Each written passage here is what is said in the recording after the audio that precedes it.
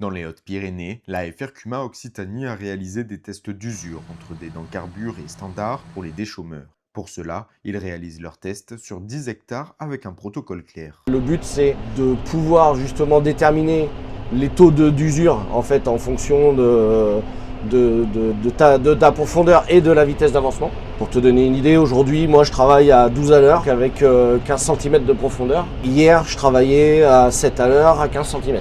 Et le deuxième tracteur qui est dans le champ, lui, hier, travaillait à 7 à l'heure, 15 cm. Et là, il est toujours à 7 à l'heure, mais par contre à 20 cm.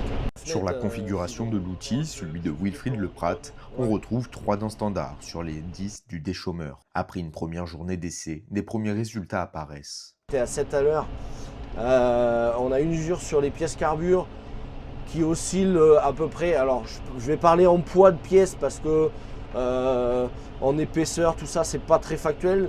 Mais en poids de pièces, en fait, sur une dent qui fait 2,7 kg à peu près en carbure, on a perdu à peu près 60 grammes.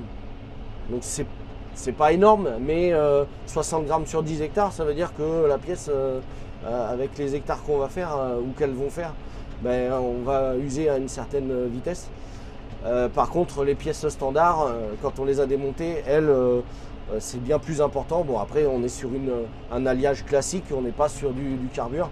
Là, on est à peu près à 300 grammes de perte de matière. En parallèle de ces essais d'usure, des mesures de la consommation ont été réalisées par la FR-CUMA. Cependant, les résultats sont toujours en étude.